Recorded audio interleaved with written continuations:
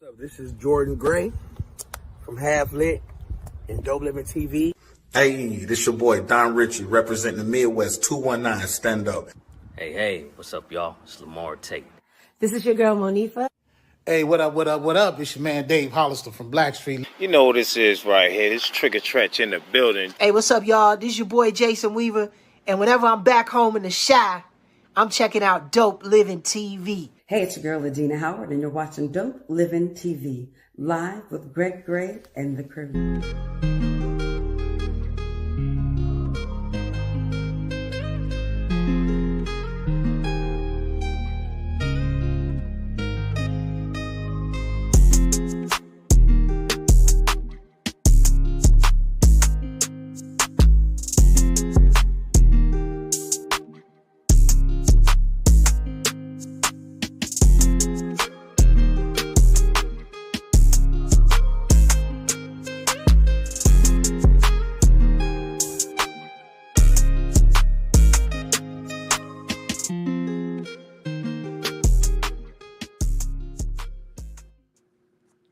Yo, what's up? It's your boy Greg Gray. This is Dope Living TV Live. Let me start off by saying the views that are expressed on this Dope Living TV Live are not necessarily the views of Dope Living TV or its affiliates. I said it fast, Mo. I did it fast, Mo. Yeah, it's real fast. Let's get on with it. What? Did it fast, bro. Hey, man, welcome to the show, everybody. We got a really good show today. We love to tell stories here on the show. I don't mean lies, okay? A long time ago, we used to say, "Ooh, you told a story." We love to tell stories. We love to tell the journey. We love to see where people came from to get to. You know what I'm saying? Right, the journey. And see, Mo over there representing. We don't want that. Mo over there representing, because we are. I ain't said it in a long time, Mo. I got to bring it back, okay? We are recipients. All right. The National Black Radio Hall of Fame, man. That's what we in, man. We are doing it, all right? But we humbly accept that. Yes, because we got a lot of stuff to do. This is just one part of our journey. Look, I'm telling you, Mo. Feather on the bird. It's just small stuff, okay? But you know what, man? Again, let's pray for those people in California, man. Those people that lost their homes. I'm hearing a lot of stories. My niece is out there. My publicist, Katina Fields, shout out. She's out there. Katina, man. She's not in there, is she? Katina not in there, is she? Well, I'll put it like this. She's safe. She got away. She listened when they said, you got to tell us too many times. One time's enough. Time to break out. She listened, all right? So shout out to her. Shout out to my niece. Everybody's good, okay? Hey, man, Gina's not going to be on today. Chris not feeling good. Chris not feeling well, okay? But I guess somebody's going to sit in for him, man. This guy, I've been knowing this guy for a while. He used to be down with the 925 joints, but let my man Steve Edwards. What's going on, Steve? What's going on, Greg? What's going on, Mo? What's happening, man? Yeah. All right, I want to say congratulations for that honor of y'all's. Definitely. Yeah. It's a long time coming. Yeah. It's a long time coming, but we got it, man. Okay, but it ain't about us today, man. Look, our guest today, man, has done so much, man. Her career has spanned a number of years, and she's done some great work. Great work. I'm gonna say it like that, all right? And she's doing even more now. So she's been in a number of movies, and she's acted. She has been acting with some major stars, actually, and she's one herself, all right? She was in a movie with Bokeem Woodbine, Caught Up. Most memorable movie. She was Clark Bentancourt on what? Mo Better Blues. Right? Mo Better. But she's doing a lot of stuff right now, man. She's even doing a podcast, dude. Probably, we might learn something from her today. You never know, okay? But she's blessed. And Mo, did you know, Steve, she's from Chicago? From the Chi? Oh, okay. From the Chi. Midwest represent. From the middle. Midwest represent. Man, look, I'm not going to stagnate this. everybody, like I said, she's an actress. She's a entrepreneur. She's an artist. She's a singer. She does all. And everybody say hello to Miss Cynda Williams. What's going on, Cynda? Hello, how you guys doing? How you what's doing, going on? Cynda? Very, very well. Moby, Stephen, of course, Greg. It's so nice to meet you and your audience. I really appreciate you having me on. And congratulations on your award. Thank you. Thank It's been a you. long Appreciate time. that. But that's okay. But it ain't about us, like I said. It's about Miss Cynda Williams. All right. Number one, thank you for coming to the show, giving us the time to hang out with us and share your journey with us. It's always important for us on this show that we get the feedback from our guests, because everybody goes through something to get to something else. All right. And because everybody sees you on the screen, they see you doing these podcasts, they see you with your paintings, your books, everybody think it's easy. I mean, tell everybody about your beginnings. You're from Chicago. Mm-hmm. Yeah, I say that I was conceived in Indiana and born in Chicago. Let's go. What? Across the border. This is the short version of the story. So my parents both lived in Muncie, Indiana, which is central Indiana. You know what that's at? Yeah, and they were both in college, but then my father got drafted into the Army. And they were married while he's off away doing his Army stuff.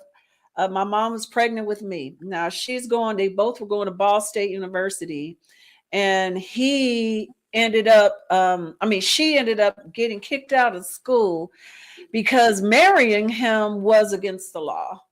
And and then having me was definitely nothing they were feeling. So she was a senior and they kicked her out of school. So she had a teacher that was so offended by their behavior that she quit. I'm doing something. Huh? I cannot hear you. I gotta. Oh, this is live. This is real. Go. Hey, look. Sorry. Hold on one second. Mm-hmm. Tell her yes, please. Tell her yes, please. Yes. Anyway, like you said, life still moves on. Yeah, so she was pregnant with me. It conceived me in Indiana and moved to Chicago, and that's where I was born. I started off on the west side. That's where I lived the first 5 years of my life, and then we moved to the south side. So I'm a west side and a south side girl. Yes, sir. Wow, 100. She don't play, y'all. She don't play. Yeah. Before the show started, I told her, I said, we get a little crazy on here sometimes. She said, she can help. Yeah. All good. I see why. South side, come on, Wild Hundreds, let's go. Oh, yeah. Wow. Yeah, I was definitely wild. I used to fight every day. But no. Every day. No, not the light skin. That why you think I was fighting? Oh, damn. Okay, all right. I understand. I did not look like anybody else in my hood, okay? Because there were no white people by then. But we moved in, it was all white, and within a year, it was all black. That's crazy. I didn't look like nobody, and so that's crazy. Damn. Yeah. So how did that make you feel though? I mean, you're young and you're walking around and all you see is this. All you see is me. Right. Well, the relationship with my mother's side of the family was very little because she married a black man. Mm-hmm. And so my dealings were primarily with my black family, my father's family, who were, very, very chocolate. Okay. I there's no looking at me and thinking I'm white. I might have fair skin, especially since I'm back in this dreaded environment of winter. But I don't look white. But at the same time, I was different from everyone else. And I did have issues with that a little bit as I came out of my shell and started making friends and stuff. And then I realized that was an issue for some people. But I was very strong in my identity. you know, my mom wanted to be black, and I don't know how that happened, considering she came from some small little all white town. But Right, I right. think it's because she just Muncie. loved the culture and she loved how she was treated. She was treated beautifully by at least the family and the church and all that. She wasn't so well treated by black women, I guess you can imagine. And you stole one of our men kind of thing back then was hardcore, right? Back in the 60s. And so, but anyway, I was very shy. I did not have friends for a long time, so I had a very, very active imagination. And my uncle was a professional singer at the time. And so he saw the quietness in me. I had some trauma really young, and I kind of went in on myself. I caved in, and my parents were going through all their own stuff, so they didn't really notice. But my uncle noticed, so he started introducing me to music because he knew that I needed some kind of outlet, and so he was my first and still mentor. And so he started working with me singing, and then eventually I moved on to acting and all this kind of stuff. And it started with my uncle in our finished basement. He was a professional singer at the time, so I would go watch his rehearsals. His son, who's almost a month older than me, we were really close, and we would go watch him perform. And my cousin ended up being a drummer, and I ended up being a singer.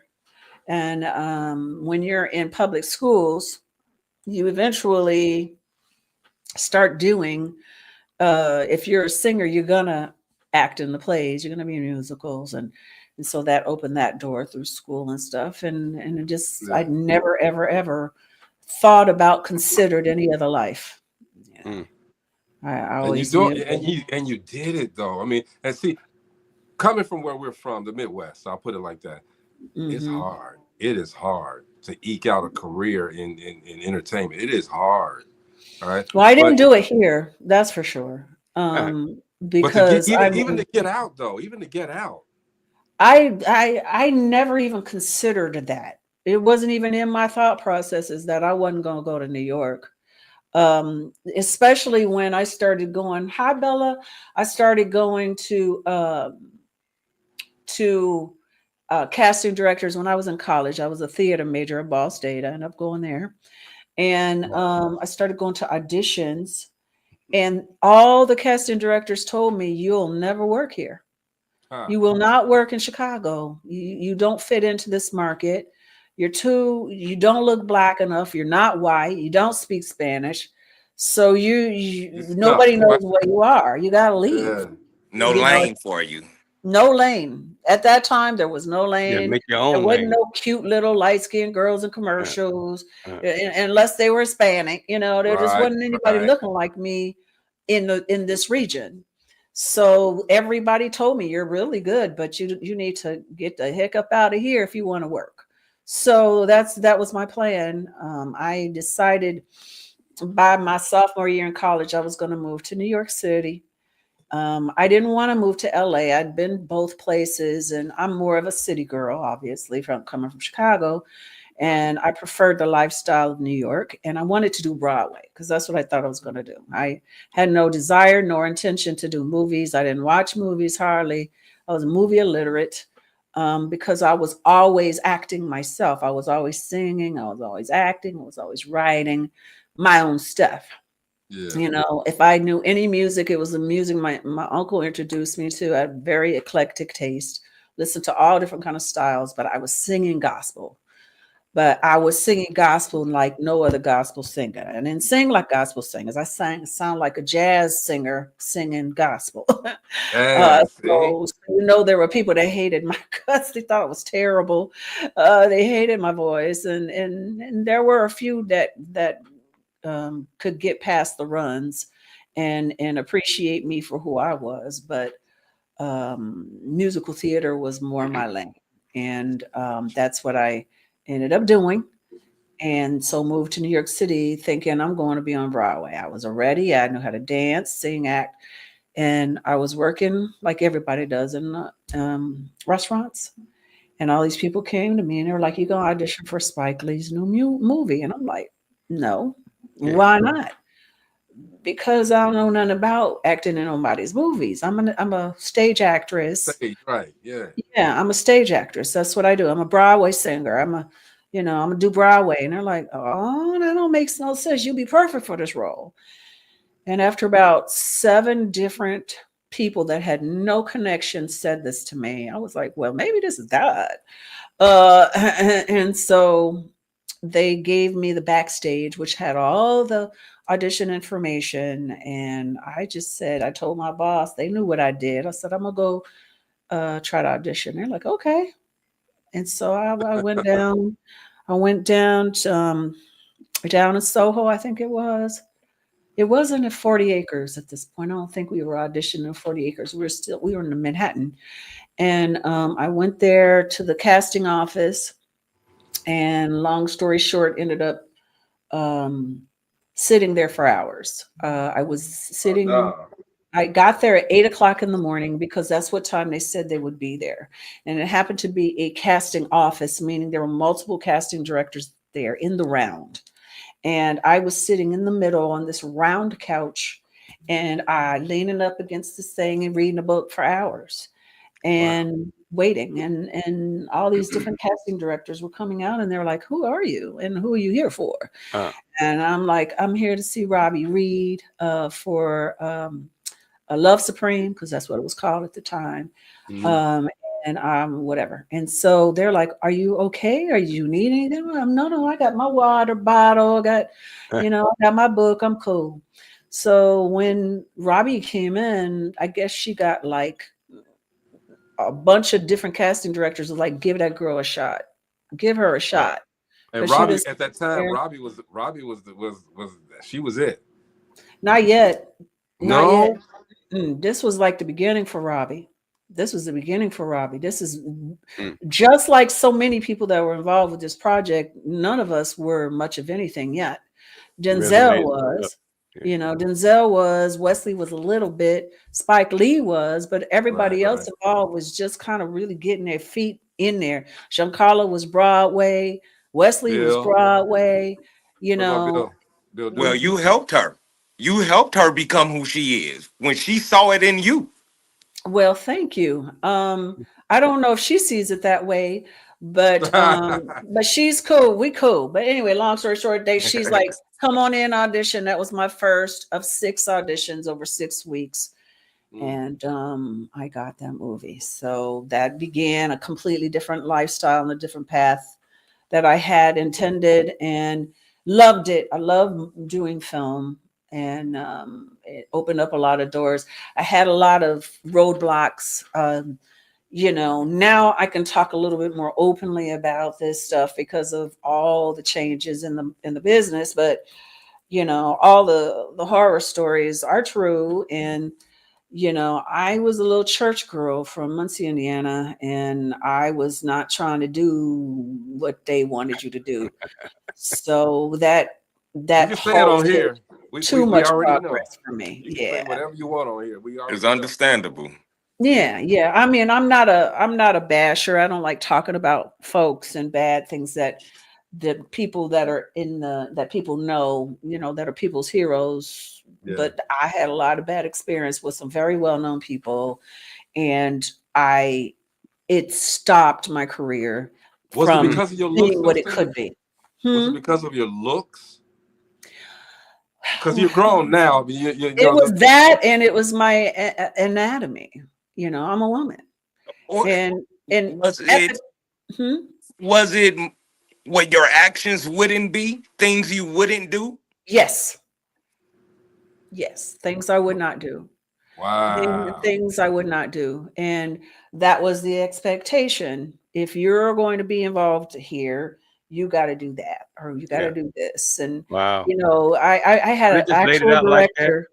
I had a director say to me once, "You're a great actress. You're so good.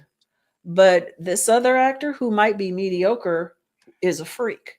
I'll take a freak." Wow. Man. Wow. Yeah. And I appreciated that honesty. I didn't understand why I needed to go into the office to hear this information. You could have just told my agent he that, thought you was gonna turn the freak light on. That's what that was. Yeah. He really did. He really did, like on air. Yeah, I'm guessing that's probably right, you know. And but then I also had other things, you know. In the very beginning, I was made some offers, you know, by some men in suits. You know, I was going to be the next big star, or the biggest female star in the world. I was going to have more money than anyone else. I was going to have this, have that, have this and that. All I have to do is give them total control of my life. That's all I had to do. Let them make all my decisions. Let them choose my clothes. Let them choose my man. Let them choose my friends. Let them choose my movies. Let them choose. All I had to do was give them a total control of my life, and they would make me the biggest female star in the world. Wow. And I was very young and naive, and I didn't understand what I was doing when I said no and laughing. I was like, no, I would never do that. I didn't know that who I was talking to. I didn't understand that I was talking to people that would then put me on a list, a no work list, you know. Can blackball you. Because you were not willing to be their puppet. Yes. I just wasn't doing it. But I was just doing that out of authenticity, you know. I didn't know anything about the business. If I had known, I don't think I would have changed my mind, because it just doesn't jive with my character, who I am. But I was completely innocent. I was real. And then they were like, are you sure? Are you sure? Because we were at a lunch in another country, and we were having this lunch, and they were white men in suits. And they gave me the offer, and I was like, no. No, but I love to work with you guys, but I control what I do. I get to, because they didn't want me. By then I had done my second movie, One False Move, and they didn't want me to do any more independent films because they had no control in independent films. So they were like, you can't do any more independent films. You have to do only the films we give you. They're going to be big. You're going to be a big star. You're going to be this, that, and the other. La da da dee dee dee. But, you know, we'll make all the choices, and you'll follow our rules, and you will be the richest, most famous woman in this. Let me interject for a second, because we see, as an audience, we see, you know, that actress, that actor, and we think everything is golden. You know, we think it's all gravy. All right. And this is why we love to do, like I said, shows like this, so that we can tell everybody, you know, hey, yes, I made it to that level, but this is the crap I had to go through. You know what I'm saying? So, I mean, you know, everybody, we are talking, by the way, to Miss Cynda Williams. She got a lot more than what I said at the beginning. Okay. It's a lot of stuff that goes in. Like I said, it's a journey. All right. You know, everything's not going to be given to us right off the bat. We got to go through some things. So, you know, she's telling us her story, and it's rare too, Cynda, when we just sit back and listen. We have to always control, but this is Mo, tell her, man, this is beautiful. We'd love to hear the story. Yeah. We love to hear the story. It is. I mean, we got some stories. Me and this dude right here have been kicking it for over 50 years, you know. So in this business and other business, we started out where we started out at, and where we're at right now is day and night. I mean, literally. So I bet you've seen a lot of people in the business take that bait and roll. Well, you know, I could only assume. I was never the party girl. I was, yes, y'all and everybody else got to see my breasts, okay? But I was really a church girl. I really was.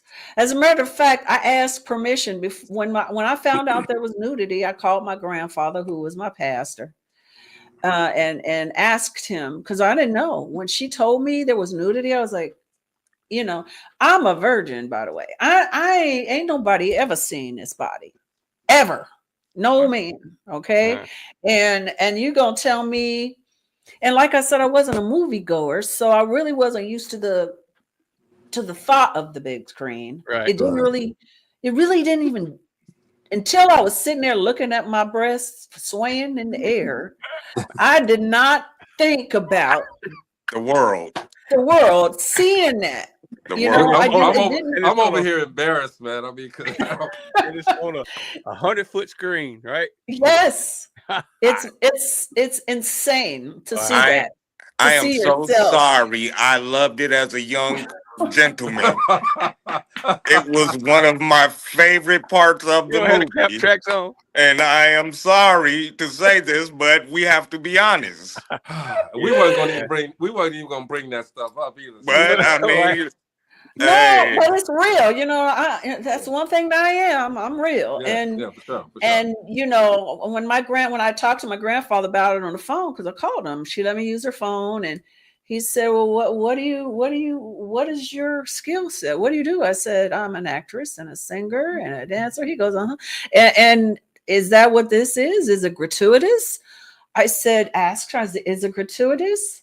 I didn't even know what that shit meant. Excuse my language. and she said, "We got it out of her now. She don't know what that shit means. We can cuss now, y'all. Let's go." Yeah, and she was like,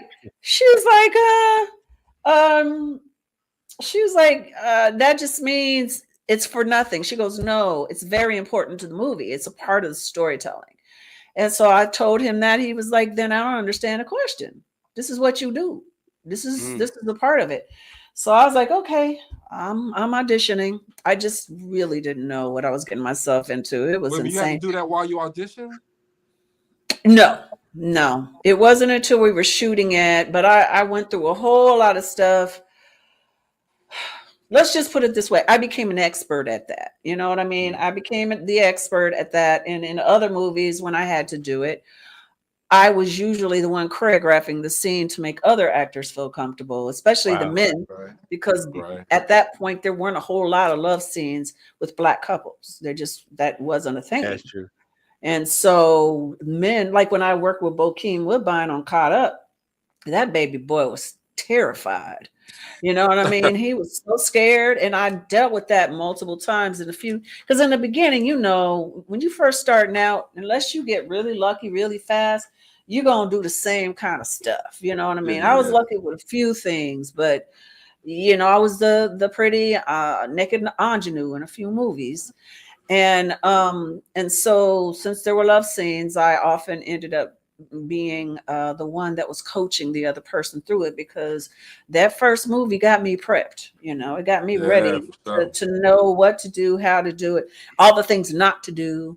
I learned on that movie, and it was. So let me ask you though, Cynda. You know, because we've had a bunch. We have a lot of actors on here, a lot of directors and producers. And we never get to really ask the question. And I don't want to harp on the nudity stuff, okay? But how does that you don't really know this person. I know you get to know the person, okay? But as you said, number one, you're a virgin. And number two, nobody's seen you. But you got thrust into that atmosphere. I mean, was it uncomfortable the first time? Or did you just I'm gonna tell you, it was a very uncomfortable thing. The very first scene I shot in a movie in my life was the balcony scene with Wesley. Oh, wow. The very first scene I've ever shot in my life. And it was day for night, which means it was supposed to be night outside, but we were shooting it during the day. There were men across the street on the building working, construction workers, hooping it up. We had an all-man crew. Wow. No females on the set but me, in a very uncomfortable scene that a lot of people that watched the movie did not understand was supposed to be Denzel's imagination about what happened. It wasn't supposed to be what happened. It was supposed to be Denzel's imagination about what happened. So it was supposed to be over the top and big and loud and over the top because it's his imagination, but that wasn't clear enough in the film. So people just assumed that that's what happened. But that was not supposed to be what happened. That was supposed to be his imagination about what probably happened. Just a thought. Exactly. Because if you remember in the movie, he finds out we were together, and then it flashes to his face, and then it flashes to the scene. It's his imagination. Yeah. So this is the first scene I'm shooting. It's supposed to be over the top because it's his imagination.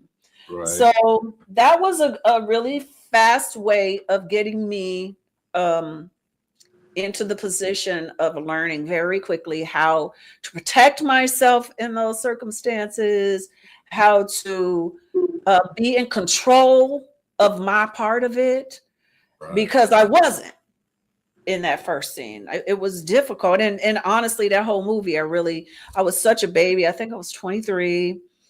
Like I said, I'm right from the church to the draws. And I just, I didn't know anything about what I was doing, but what it was for me was a lesson. I learned very quickly. It doesn't take me long to figure out how to do stuff. And I learned very quickly, and the stuff that happened in that never happened again. Never happened again. There you go. I mean, you got to learn. You got you don't know right off the bat. I mean, especially if you're trying in this entertainment game, you're trying to especially back in those days, because not that many people had done it. I mean, since then, I've been able to coach other people on these things. Not just men, I mean females, but males also. I've been able to coach them on how to do it. So the real question you were asking is, how you do that? How do you, and for me, I don't know how I did on that film, to be honest with you, because there was so many horrible things going on at the same time. I can't even talk about it. So I'm a freaking great actress. Let's just put it that way. You are a good actress. Yes. No, you don't even know how good an actress I am. Okay. But you have no idea. I am very, very good. But I learned, and what I do, this is what I would do when I would do love scenes, and I'm way past love scene age, fortunately. No, you're not.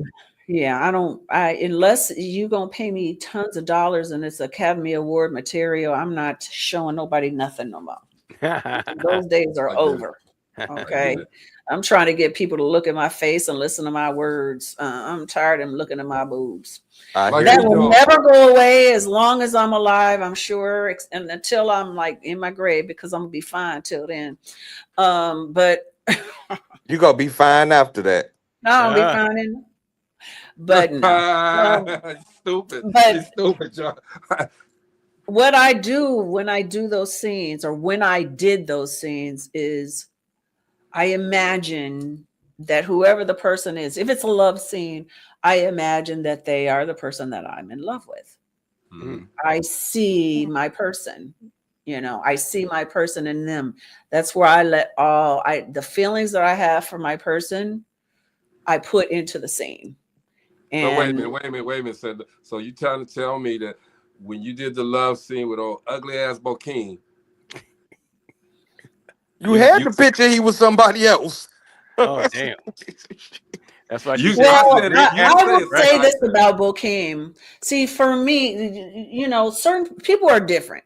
Me, I have never been one to really get caught up in looks. I have always been one to get caught up in brains and personalities. I get emotionally attached to folks. When I meet a person, I literally do not know what they look like for quite a few times until we actually have I decide I'm interested in getting to know a person, because all I see are eyes. Okay. That's all I see. When I first met, people get mad at me because I don't remember them. You don't remember me? No, I don't, but I remember your eyes. I remember your voice. I've never been one, you can look at the men that I've publicly been with. They ain't cute, but they were freaking brilliant. There was an emotional connection. Mm-hmm. They were all brilliant. Every man I've ever had in my life has been brilliant. I am attracted to that first, emotional connection second. So I thought Bokeem was absolutely beautiful. I was joking with the book. I met Bokeem. I know. I was joking too. I the just sweetest watched person. Jason Lyrics, and so I was just thinking about that Bokeem from Jason Lyric, Uh-huh. and I But didn't want that. he was I the didn't want that sweetest Bokeem. kid, man. He's a lot younger than me. And Wow. he was so sweet. And he was nothing like the characters that he plays. Nothing. Yeah. He's a suburban boy, plays rock and roll. You know, that was who he was. He was just a nice kid and so scared and so sweet. And I loved working with him. And it was very easy because I was running that show. I was like, okay, now you do this and now you do that and do this and do that. And then we can do this. And it was cool. It was a beautiful, beautiful set, very safe set, respectful. You know, I loved it. But when I'm acting in any circumstance, you know, I can't relate to most of the characters I've played because they're so different than who I am. I'm nothing like most of the characters I've played. But there's something in me that can relate to something about them. You know, like for instance, one time I played a strawberry crackhead. You know, I played a crackhead and it was a horrible character. She was a horrible, horrible person. What movie And was that? that was a movie, Frankie D. It was called Frankie D. Oh yeah, okay, I know this. Frankie D and I did it with what's his name? He was in Different Strokes. Todd Bridges. Todd Bridges. I did it. His brother was a producer on it, who I love. He's great. And we did this movie, and I can't think of her name. The woman that played my mother, she's become huge again. I'm forgetting everybody's name, but she's a great actress that just got some Emmys last year. She's doing super well. When she played Cheryl, yeah, Shirley Ralph. She played my mother, and she was a drunk, and I was a crackhead, and I had these two children that we were completely abusing by neglecting them. And this character, Todd Bridges' character, took them under his wing, and it was a beautiful movie, but I was a horrible character. Oh, wow. I'm not an addictive person, you know. I don't have any way to relate to that, obviously. But there was a time I like me way too much pizza. You know what I'm saying? There's something I can find in my life that I can use to find, in that case, an addiction to something. You know, what does that feel like? That I really crave this something or for me, bad relationship. From one to the next, you know what I'm saying? I had an addiction to love, to romantic love. I had an addiction to being with somebody, you know? So I will use that kind of stuff in those characters where I'm supposed to be addicted. So there's always something that you can find in the characters that you play. You can find something from your life or even someone close to you, their life, to bring it into your performance, to make it authentic. It's kind of interesting though, that, you know, how you flowing with this story. And she has given us a step-by-step of what happened. Is. And that's, we don't get the step. We get a lot of stuff, but we don't get those step-by-steps. And we usually get the now instead of the step from what happened now. So what is going on now, Cynda? Well, oh my. So when my daughter came of school age, I had to make a decision. You know, she was not expected. Her dad and I were not in love. I didn't think I could have kids. And then bang, boom, I'm pregnant. And he's old fashioned and a lot older than me. And so we ended up getting married when we shouldn't have. But I decided, you know, once my daughter was 5, you know, we were still in LA at that point. And because I moved from New York within 2 years, and then I was in LA for the most of my adult life. And her dad, I met there. He was a producer on a movie that I did. And we got busy one night, and then we got pregnant. Got busy. Got busy and got pregnant. That lust. Woo. But anyway, I love my daughter. She's my person. That's my girl. That's my heart. I was talking to a friend of mine earlier about, you know, I am really at peace with a lot of things. I look at the world from a spiritual point of view. Yeah. I know, despite everything that's going on in the world, God got us because there's a plan. I know that. The only person I have an attachment to is my daughter. So when things happen with her that hurt me because I love her so much, I have to work on myself to detach and let her have her life. She's 23, almost 24 years old. She's grown now. But back then, I had to make a decision. Did I want a nanny raising my daughter, or did I want to raise my daughter? Same. And for Same me, there here. was no, it was like, I've been fortunate. I was 36 when I had her. So I had all those years, I had a great career.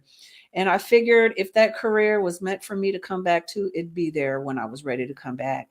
So that's when I moved back to Chicagoland to raise her near my family, because I wanted her to have a tribe. And I did not want her growing up in a place where she literally came home at 4 from daycare talking about being fat, crying that she was fat. I was like, I'm not raising my daughter to a place where the physical, the superficial is so important that they're going to tell a 4-year-old that they're fat when she had the most perfectly proportioned body of any child I'd ever known. I was like, nah. So I brought her back here. Her dad followed, and we still moved a lot. We lived in Singapore. We Indiana, Texas, Chicago. But by the 6th grade, she just stopped. And that's when I wrote my book.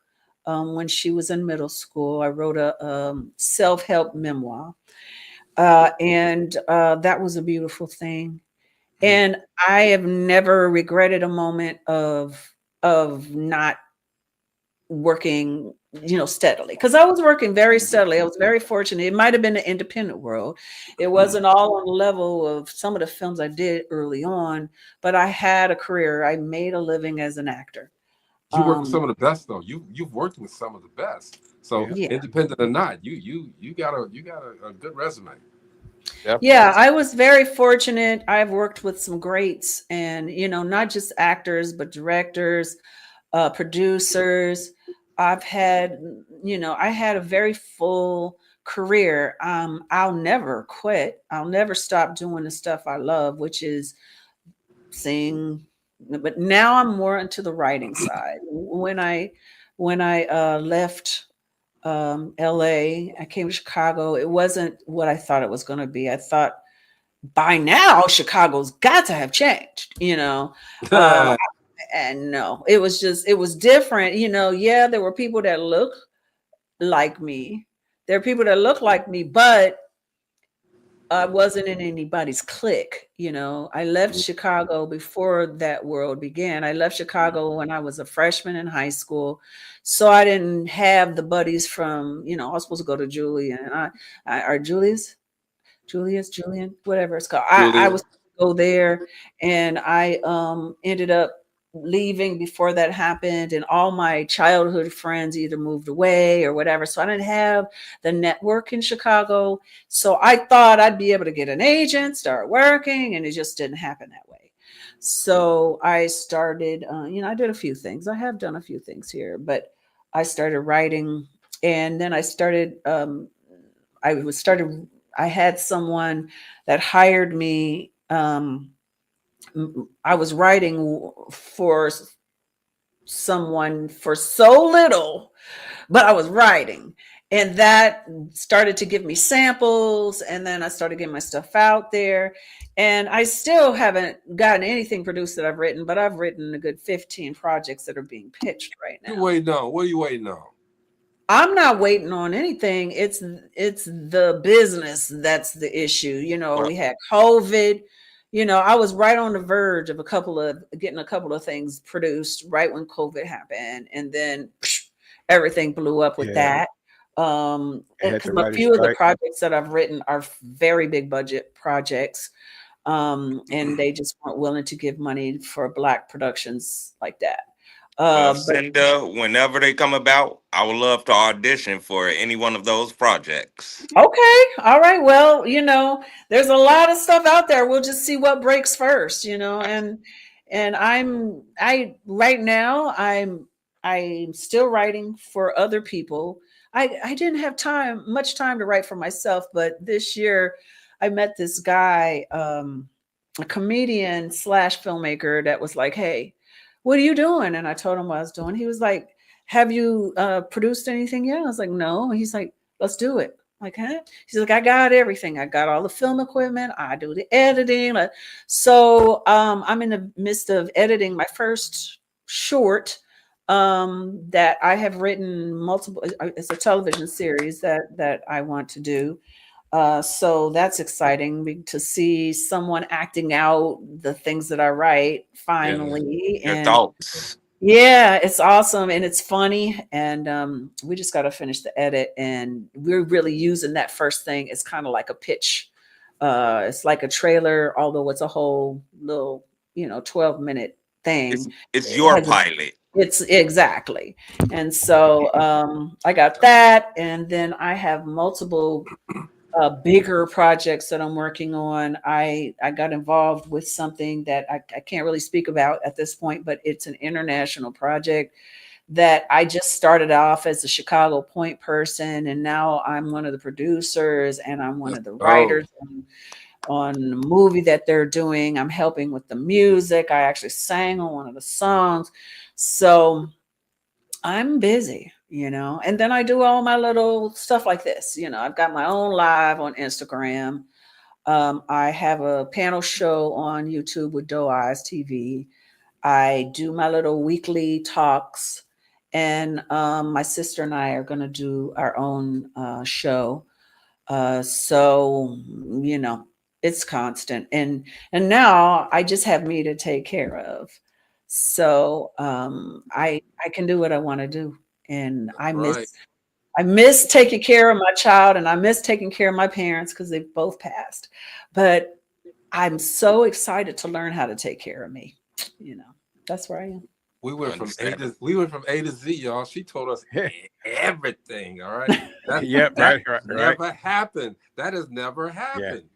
Yeah. Usually we have on like we had the Wakanda guys on, and they started at Wakanda. They didn't start how they got got into the movie or anything. That was so crazy. Well, one of my gifts is storytelling. Not every actor has that gift. Yeah. I tell stories for a living. And you are gifted at it. Yeah. Thank you. Thank you. Most definitely. Okay. You've had a life and you still got more. The journey has not ended, no. I wanted to say this because my close, when we end the show, we normally close out with everybody saying something. And I normally don't get a chance to because they take all the time away. But I wanted to say this, Mo, we're not gonna do it this time. Steve, you guys know, because we got a lot in common, Cynda, because like you, and we were talking before the show, I stopped doing it because I wanted to raise my son. All right, Steve, you know my son well. Mo, you know my son well. And the best thing ever to happen in my life, my blessing, that changed my whole life, my son. He's 30 now, but we still just like this, all right? And, he make him start crying now. No, hey, Cynda, when I talk about my son, you start crying. I do. Oh, I feel you, baby. I feel you. I'm the same way about my girl, man. There ain't nobody in the world that moves me like that chick. Come on now. Yeah. Come on now. Come on. I will break a fucking neck. Oh, honey. Right. You know what? That girl that used to fight in the Chicago streets. Come on. That's who I become. Somebody want to mess with my kid. I understand that. Wow. Wow, honey, they already know, man. Cynda, man, this was a great conversation. This is a great conversation. And I know a lot of the friends that are directors and actors looking right now. They may be reaching out to you to say, hey, look, come on back in, okay? You know what? I have nothing against it. I will admit that I love working behind the scenes. I have a producer's mind, so I really love putting pieces together, especially in the development phase of things. And I love not having the pressure of learning lines and not singing in front of a bunch of people. Although I am working on a music project, also, I am doing that. That's what you do. You sing. What's up, John? Yeah, I sing. I so expect something within the year. I'm working on a project with a friend of mine. But I'm not going to keep talking because y'all got stuff to say. But I do want to say this before I forget. Bree, I've been seeing your messages, and because of the flow of the conversation, I haven't seen anything. It's not too late, girl. Do you? Whatever that is you want to do, get out there and do it. That's one of the wonderful things about what we do. There is no expiration date. This is not something I'm ever going to retire from. And when people talk about retirement with a grin on their face, I'm like, ooh, what's wrong with you, man? Yeah. Never. Not because I got to work myself to death, because I have fun, but my work is so fun. I love it. I'm passionate about it. It's And not there work is no when expiration date. Yeah. Make it happen, Bree. Make it happen, girl. when it's your passion, it is not work. It is a love. Nope. It makes you want to go further. I'll never stop. I will never stop till it doesn't bring me that. If I get to the point one day where, because I do want to write novels. I have some novels in me. And I've thought about retiring to one of these South American or African countries or islands and going and writing me 3 or 4 books part of the year. I've thought about that. You know what I'm saying? Huh? You ain't got time to write no books right now. I don't right now. That's for sure. So it really depends on how long I live. You know, Bree says she thanks you. She's now working with her grandson to write his story. There you go. That's creative. There are so many ways to create. There's so many ways to create, and by helping him, you're helping yourself, and that's a beautiful thing. Keep on doing it. Cynda, you have been a blessing. You have been a true blessing to share your journey. Okay, we look for us to get a chance to sit back and normally we don't get a chance to do that. Right. But we sit back and relax and we listen, and everything that you're talking about is something that relates to probably each one of us and our audience as well. So thank you again for coming on the show, hanging out with us. We here, we family now. So you messed up. We family now. Please have me back, because like I said, I am doing things and I'm always, promoting stuff that I'm doing. Please, you guys come out, support me, follow me. Oh, for sure. I'm on all the not all the platforms, but most of the platforms. I refuse to do nobody's red note, but I am on TikTok until there's no TikTok. I'm on Instagram. I don't care about nobody. Ain't no meta gonna stop me from getting my stuff out there. I create my algorithm and I use them as much as they use me. So you can find me at Cynda Will on Instagram, on Facebook, on Twitter. I think I'm Cindy. Look Cynda Williams up on any of the platforms and you'll find me. Please follow me and say hi and become a part of my platform too. I welcome you all. Well, I definitely will be joining your platform. So look for me as in Stephen Edwards, and actually look for my support group. I have an epilepsy support group on Facebook called Epilepsy Enlightenment, where I teach people about seizure first aid and living with epilepsy.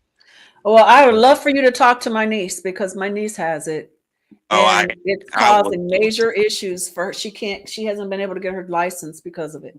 I would love to talk to her, because I developed epilepsy in 1989 at 13. And I truly understand, because it changed my life. So I will please give you my information. I would love to connect with her. I'm part of the Epilepsy Foundation of America.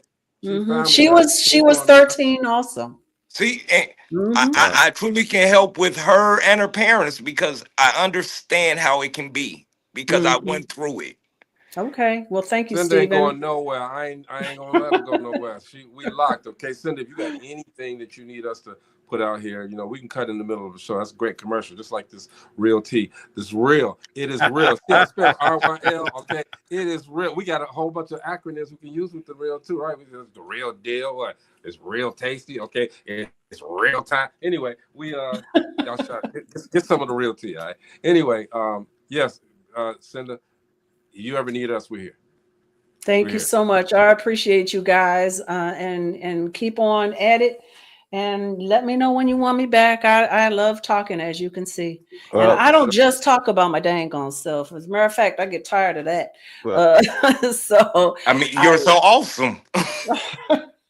We had hey, this I told you when I reached out to you last year, I said, you know, we love to celebrate the journey. All right. Even though everybody's journey isn't the best, you know, we go through something to get to something, all right, better. Right. And it doesn't have to be acting or anything, but to hear the story of someone who reached your level and to understand the things that you went through, the little nuances that you had to go through to get to this point, and you're happy, you know, and that's the most important part. At the end of the journey, we're still happy, you know. So absolutely, and I would say this to your audience, you know, do not, I said this on one of my posts, do not be fooled by the okie doke. Do not understand that the goal right now is to sow chaos and fear and helplessness. Do not let them do that to you. Stay high. Know that you're going to be taken care of. There is nothing that can stop you. We are all going to be all right. I don't feed into that mess. I don't feed into it. I know we're good. As a matter of fact, we're better. We're better no matter what they do. What I love is the joy that you still have. And so many people in that entertainment field, they don't have that joy. And that is a blessing to hear from you, to hear it come out your voice. I hear you speak with the joy and the passion. Well, that's because I lived in that world, but I wasn't of it. Wow, amen. Amen. Man, this has been real cool, Cynda. I just know that you're supposed to be here talking to us right now because there's a lot of connections that you just don't know. There's a lot of connections of people like Mark Casey. I mean, everybody from Mark Casey down to, you know, to Maverick Production. You know, it's the Brave Films, man. Look, Cynda, I told you to mess up now. Yeah, he sure have. I mean, hey, I've been looking for all my soul tribe. If y'all will have me, I'll have you. Dope Living Tribe, Dope Living Tribe, Dope Living TV. Dope Living, it's a lifestyle. You already know. Cynda, I guess Greg, he probably gonna be tapping you on the shoulder, you know, when we get a chance to get those producers on here again, and you know, get a chance for you know, to connect with them. Network. You see John Campanile. I forgot. John's one of them. He's one of them too, man. He's doing his thing, all right. And he chimed in. That's why he's saying bravo. He's Italian, by the way. Definitely, child. He's got you. I'm telling you, you locked. You done messed up now. I told you to mess up. Right. I really appreciate you guys for having me. For networking, you definitely got to be around Cynda for the 1,000th show celebration. I was gonna tell her that. We got a 1,000th show coming up. Probably it's gonna be around the summer. I don't know where it's gonna be at yet, but you gotta come. Yeah. Just do me a favor and let me know ahead of time so I can put it in my book and block it out. And I actually sent you my email address and stuff, so you can reach me directly. You don't have to go through Messenger. You can reach me directly. So you would you have any, you know, like every once in a blue moon come on, like we got your industry stuff coming on. We have a DAG, the Distinguished Darkness Guild for Black Authors. She's not with us tonight, but sometimes she gets on here, she gets on DAG, and you know, if you look up DAG on YouTube, you can see the show like from last year, the year before. I think it's the 5th year, right, Greg? Last year was it? This year. 5th year. So I mean, it's something that's been ongoing and it's been growing and growing and growing. You can check that out. Since you're writing books now, you know, you got a chance to get into that and you know, participate. You done messed up now, Cynda. You done messed up now. Well, thank you. You know, I really appreciate it. And hi, John. Thank you so much. And I look forward to communicating with you. Thank you guys for everything. You guys appreciate be you too, Cynda. blessed. Be We appreciate you, blessed. Cynda. Thank you for Be coming on the blessed show. too, sis. Thanks for coming Steve, on the show. appreciate you sitting in, man, hanging out with us, man. We're going to talk real soon, all right? Everybody, Man, I look forward Cynda to it. Williams, most definitely. Cynda Williams, again, thank you. Thank you. Hey, it's Dope Living TV Live, man. We will see you guys tomorrow. We're going to be doing something. I don't know what it is yet, but we're going to be doing something. All right, Steve, hang on, man, before you go. All right. Peace. All right. Peace. I'm going to do it, Mo, in a second. Yeah. I got it.